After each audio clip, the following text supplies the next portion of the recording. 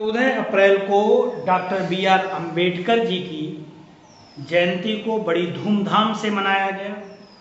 Doctor B R. Ambedkar ji सर्वसमावेशी, सर्वग्राही, उत्कृष्ट लोकतांत्रिक मूल्यों से दीप्त एक भारत श्रेष्ठ भारत की भावना को समृद्ध करते भारतीय संविधान के शिल्पकार बाबा साहेब डॉक्टर भीमराव रामजी अम्बेडकर जी सच्चे अर्थों में लोकतंत्र की जीवंत पाठशाला थे।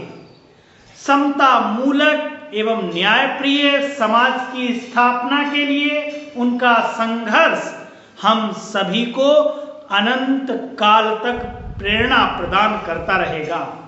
दलित समाज ही नहीं बल्कि भारत का बच्चा बच्चा आज भी उन्हें बाबा साहेब कहकर श्रद्धा से याद करता है, उन्हें अपना मार्गदर्शक, प्रेरणा स्रोत तथा गुरु मानते हैं।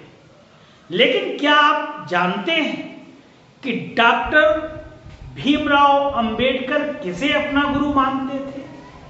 इस विषय में उन्होंने अपनी आत्मकथा, मेरी आत्मकथा मेरी कहानी मेरी जुबानी में उल्लेख किया है कि इस आत्मकथा में अंबेडकर जी ने यह स्पष्ट किया कि उन्होंने अपने विचारों और जीवन दृष्टि को गढ़ने में जिनसे प्रेरणा ली वे उनके असली गुरु थे। उन्होंने कहा, भगवान बुद्ध, कबीर और महात्मा फुले ये तीन ऐसे क्रांतिकारी चिंतक और समाज सुधारक थे जिन्होंने उनके जीवन पर गहरा प्रभाव डाला। अपने तीन गुरुओं को लेकर अंबेडकर जी ने लिखा कि मेरा व्यक्तित्व इनसे बना है। आज मैं जिस मुकाम पर पहुंचा हूं उसके लिए मुझ में कुछ जन्मजात गुण होने चाहिए। किसी को ऐसा नहीं सोचना चाहिए। दरअसल मैंने अपने प्रयासों से यह ऊंचाई पाई है। पहले शिक्षक बुद्ध मेरे तीन गुरु हैं। उन्हीं की वजह से मेरे जीवन में क्रांति आई। मेरी तरक्की का श्रेय उन्हें ही जाता है। मेरे पहले गुरु गौतम बुद्ध हैं। दादा केलुस्कर मेरे पिताजी के विद्वान मित्र थे। उन्होंने गौतम बुद्ध का चरित्र लिखा था और एक समारोह में केलुस्कर गुरुजी ने मुझे बुद्ध चरित्र भेंट किया और उस पुस्तक को पढ़ने के बाद मुझे एक अलग अनुभव हुआ, अलग एक अनुभूति प्राप्त हुई। बौद्ध धर्म में ऊंच नीच का कोई स्थान नहीं है। बुद्ध का चरित्र पढ़कर मेरा रामायण, महाभारत, ज्ञानेश्वर आदि धर्म ग्रंथों से विश्वास उठ गया। मैं बौद्ध धर्म का अनुयायी हो गया। दुनिया में बौद्ध धर्म जैसा कोई धर्म नहीं है। यदि भारत को जीवित रहना है तो उसे बौद्ध धर्म स्वीकार करना होगा। और दूसरे गुरु कबीर दास जी, महात्मा कबीर मेरे दूसरे गुरु कबीर हैं, जिनमें रत्ती भर भी भेदभाव नहीं था। वे सच्चे अर्थों में महात्मा थे। अंबेडकर जी का कहना, उन्होंने कहा, मैं गांधी को मिस्टर गांधी कहता हूं। मेरे पास कई पत्र आते हैं जिनमें यह अनुरोध किया जाता है कि मैं गांधी जी को महात्मा ही कहूं, लेकिन मैंने उनके अनुरोध को महत्व नहीं दिया।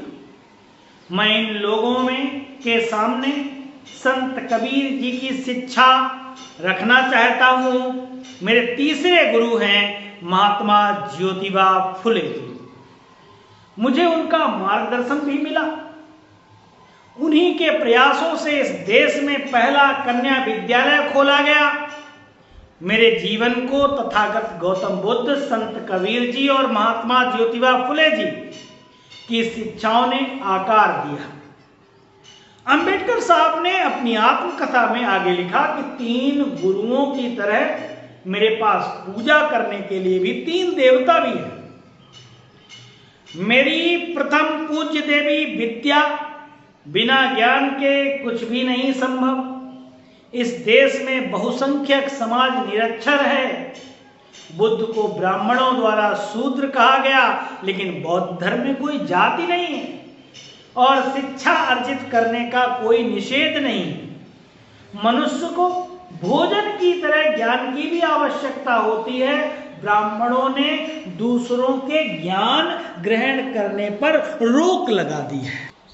शिक्षार्थियों की जुबान काट दी और इसी का परिणाम है कि आज देश में 50% लोग निरक्षर हैं। ब्रह्म देश में बौद्ध धर्म है, वहां 90% लोग शिक्षित हैं।